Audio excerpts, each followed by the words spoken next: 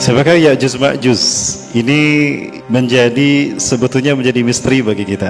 Walaupun di dalam Al-Quran dijelaskan tentang Ya'juj Ma'juj, namun tidak eksplisit. Ya'juj Ma'juj yang diceritakan di dalam Al-Quran itu ada dalam dua hal. Yang pertama, Ya'juj Ma'juj yang muncul di zaman Zulkarnain. Yang kedua, Ya'juj Ma'juj yang disebutkan Allah di dalam surat Al-Anbiya itu menyebar ke semua pelosok bumi dan bercampur baur dengan ras manusia yang ada. Artinya, dalam pembahasan ini Al-Quran menyajikan Ya'juj Ma'juj ini manusia biasa seperti kita. Dulu saya pernah berpikiran Ya'juj Ma'juj ini alien. Alien pun sebetulnya ada tiga macam. Ada alien yang berada di ruang angkasa, dalam arti dia hanya dari satu planet ke planet lain, yang disebut dengan ET. Ada juga alien yang bertebaran di permukaan bumi, Grace.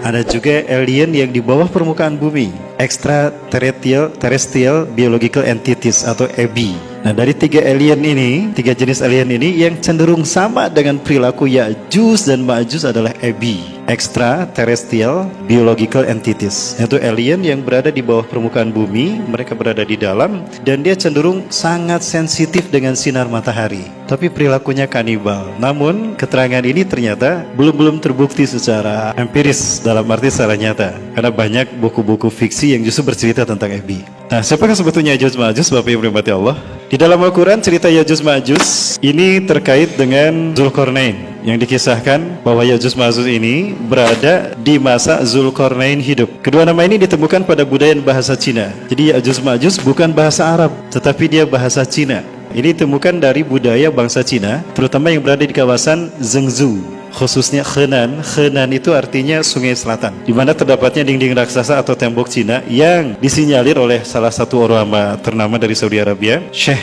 Profesor Dr. Hamdi bin Hamzah Abu Ziyad, menyatakan bahwa itu berada di Cina, dan tembok Cina itu merupakan tembok yang dibangun oleh Zulkarnain. Asumsinya adalah karena tembok ini berada di wilayah yang disebutkan terdapatnya Ya'juj Ma'juj yang dikurung oleh Zulkarnain. Konstruksi dari dinding atau tembok Cina ini sama dengan konstruksi piramida di zaman Nabi Musa AS. Apalagi memang Zulkarnain hidup di zaman Nabi Musa AS. Siapakah Ya'juj Ma'juj ini dan apakah arti Ya'juj Ma'juj?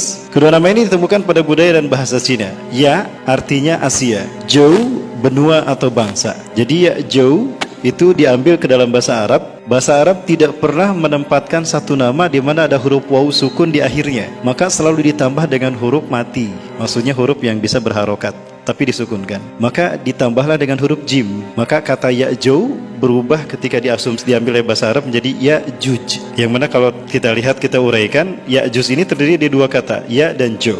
Ya artinya Asia, Jo bangsa. Jadi Ya'juj adalah bangsa Asia. Kemudian yang kedua, ada kata Ma'juj. Ini juga sama terdiri dari dua kata, sehingga Ma'juj ini merupakan satu frase. Jadi Ma' adalah pasukan berkuda, Jou bangsa. Diambil ke dalam bahasa Arab menjadi Ma'juj, artinya bangsa yang berkuda. Nah, kalau digabungkan kata Ya'juj dan Ma'juj, kita menemukan arti bahwa mereka adalah bangsa yang berkuda yang berasal dari Asia. Itu definisi Ya'juj dan Ma'juj. Ya, definisi ini Bapak Ibu bisa temukan di dalam buku Ya'juj Ma'juj akan muncul dari Asia, karya Syekh Profesor Dr. Hamdi bin Hamzah Abu Ziyad, ya, dari Saudi Arabia.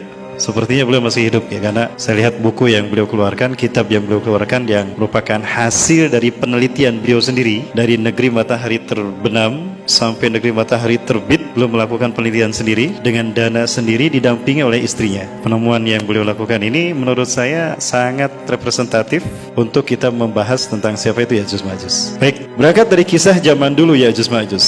Siapakah Ya'juj Ma'juj ini, atau dari mana keturunan Ya'juj Ma'juj ini berasal? Di dalam kitab tersebut disebutkan bahwa bangsa Ya'juj Ma'juj adalah keturunan dari anak pertama Nabi Nuh alaihissalam. Di zaman Nabi Nuh terjadi banjir bah. Ya, kita tahu pada saat Nabi Nuh diutus, ternyata manusia melakukan penyembahan pertama kepada selain Allah, sehingga Nabi Nuh adalah Rasul yang pertama. Bapak Ibu yang dirahmati Allah, Nabi Adam bukan Rasul. Nabi Adam itu cuma Nabi, belum Rasul. Begitu pula Nabi Syith dan Nabi Idris. Mereka bukan Rasul, tapi Nabi. Kenapa saya katakan demikian? Karena di zaman Nabi Adam sampai Nabi Idris diutus dan diangkat, itu belum ada penyimpangan dari Tauhid. Manusia masih menyembah Allah. Adapun manusia menyembah selain Allah terjadi setelah Nabi Idris diangkat di zaman Nabi Nuh hidup. Ya, pada saat itu terjadi penyembahan kepada patung manusia yang lahir pertama ke dunia, Nabi Adam alaihissalam. Ya, dan juga perlu saya tegaskan, Nabi Adam bukan manusia yang pertama. Manusia yang pertama adalah Nabi Muhammad SAW. Cuma ketika Allah ciptakan Nabi Muhammad SAW dalam bentuk cahaya yang disebut dengan Nur Muhammad, jauh sebelum langit dan bumi diciptakan. Adapun yang lahir secara fisik adalah Nabi Adam.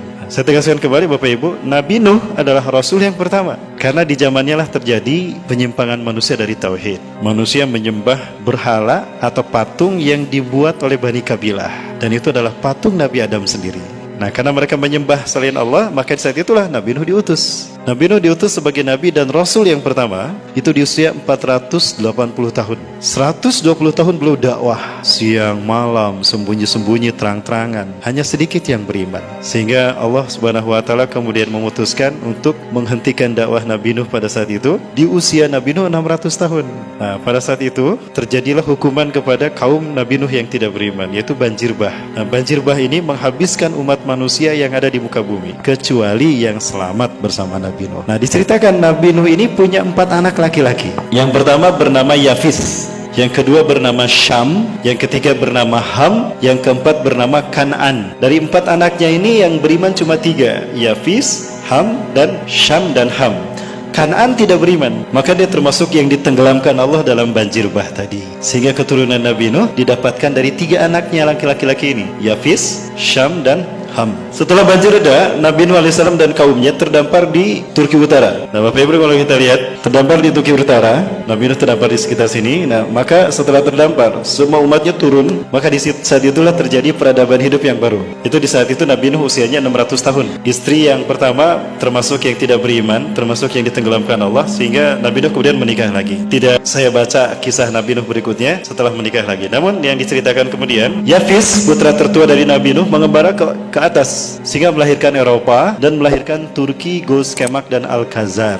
Nah, kalau kita lihat ada Turki di sini dan ada Khazar. Turki atau Turkistan itu dulunya satu rumpun dengan Cina, berada di wilayah ini. Nah, jadi ini kemungkinan berasal dari putranya Yafis. Nah, kemudian Syam dia turun ke sini, tinggallah di Syam. Ini adalah wilayah Syam yang melahirkan 4 negara dan melahirkan bangsa Arab. Ada Palestina, Jordan, Suriah, Libanon. Itu Syam, pecah menjadi 4. Dan juga melahirkan bangsa Arab. Itu dari keturunan yang kedua. Dan keturunan yang ketiga, Ham, dari anak yang ketiga itu melahirkan Mesir dan Afrika, Libya. Semuanya adalah lahir dari Ham. Nah, itu 3 putra Nabi Nuh alaihissalam. Kan'an tidak punya keturunan karena mati tenggelam dalam keadaan kafir. Nah, dari Yafis yang melahirkan bangsa ini, itu lahir anak yang bernama Maguth. Nah, Maguth inilah yang melahirkan keturunan.